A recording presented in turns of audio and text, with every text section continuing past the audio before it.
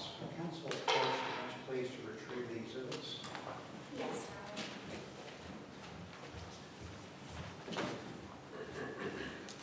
I've got the state's exhibits here, the defense exhibits here, and then I believe these were presented by the defense as well. Yes.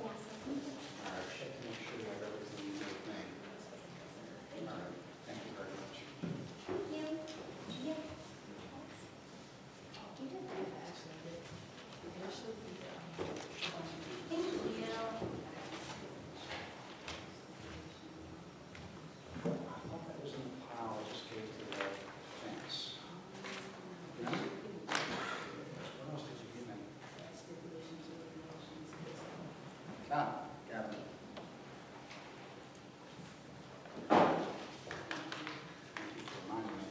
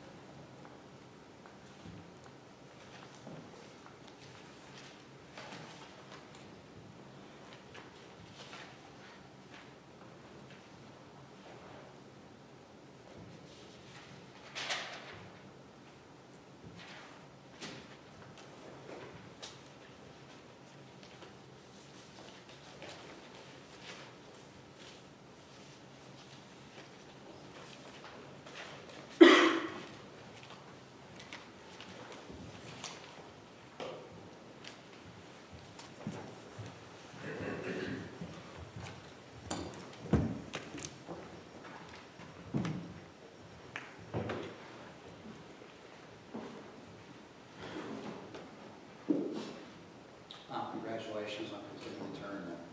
It's got to be a nice one for you guys. What I'd like to do in the next few minutes is have each of my colleagues introduce themselves, tell you their name and where they work, and then provide some comments, and then I'll provide some as well. Jake, Ryan? Yeah, guys, I'm Ryan Bosch. I'm a UVA law grad, 2015. I'm working here right now in the appellate court for Judge Karen Henderson. Save comments, slap the introductions. I'm sorry? Should we save comments, slap the introductions? Yeah, go ahead. Yeah, okay. So, really good job, guys. Congratulations on being done, obviously. So, less than a year ago, I had to do one of these, as do almost all law students, in order to fill some requirements for graduation. And a lot of my colleagues did not do as good of a job doing that less than a year ago, so my 3L year, than you guys did today. So I was really impressed.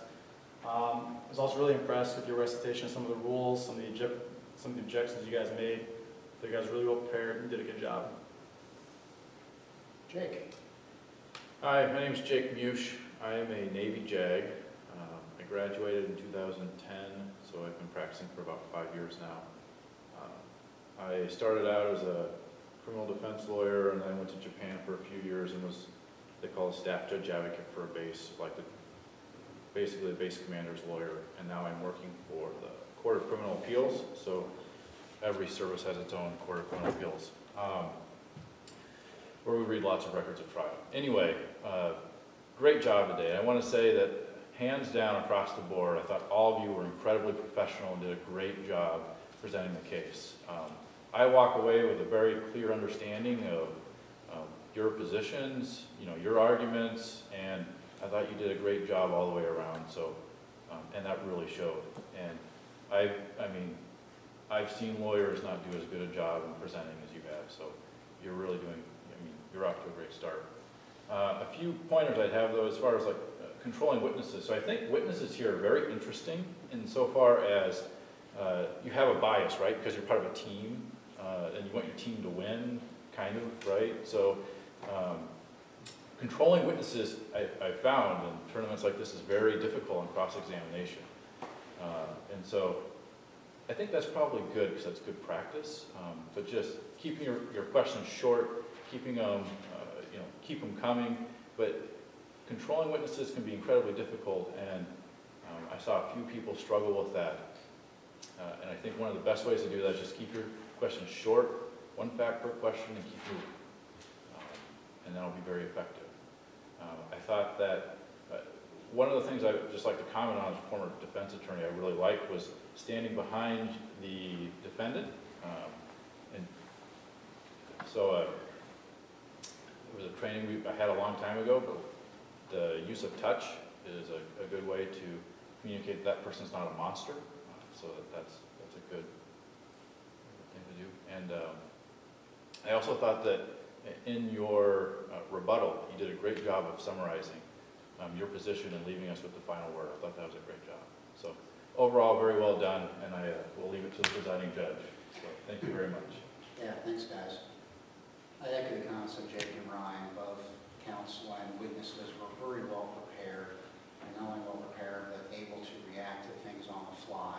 And that's a sign of both a good counsel and a good witness as well. I have 3 general comments for the attorneys, and then one just really minor specific comment. 3 general comments where you all handled the exhibits well. One of you, I can't remember which, kind of juggled the exhibit on the easel for a moment. And while it really didn't happen in this trial, be careful because exhibits are not always your friends. And so just as you practice with your witnesses in advance, practice with your exhibits in advance too.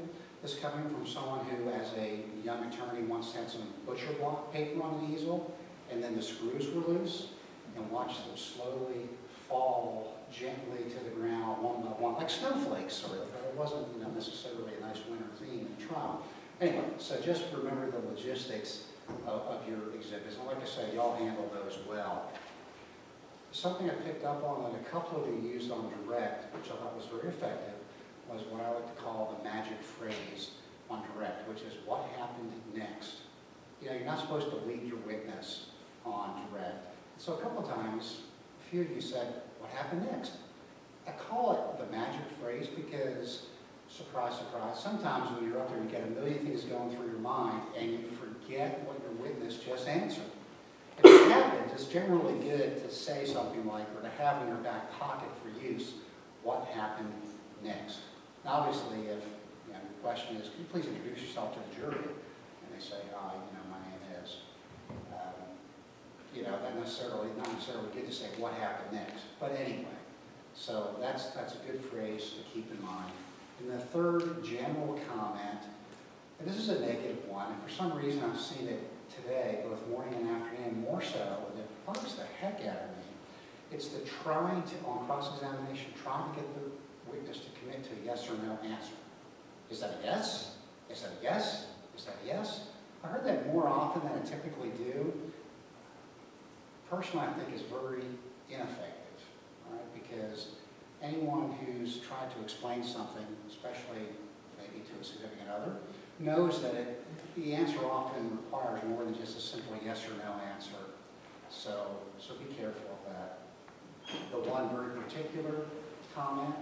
Excuse me, Brian, you need to fill out a highlighted score.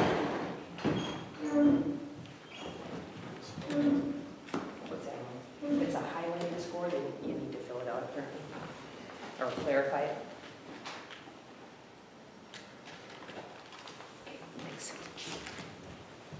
And this is being very particular to this piece, Anthony. Yeah, and it's minor, and I'm mentioning it because it was really the one negative thing I saw you do. A couple times, you said, you're welcome.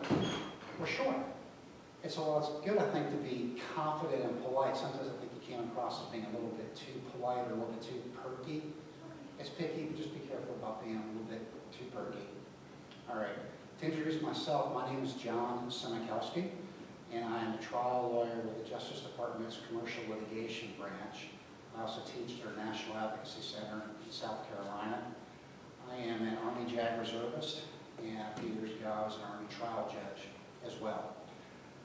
The last thing I'll leave you guys with is that remember that as you read your ballots, if you see them, and as you hear comments from us and other judges during the tournament, you will find a diversity of opinions regarding the very same matters, and that is maddeningly frustrating. It's also maddeningly realistic. So if you see something consistent, certainly I think take it to heart. Otherwise, take everything and try to apply it to your style that works well for you. All right?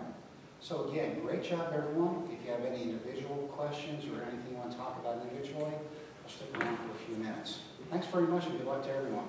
Thank you. Thank you. Thank you so much, guys. Appreciate it. Great job, Ms. Bennett. Well done. Well done. Thank you so much for judging.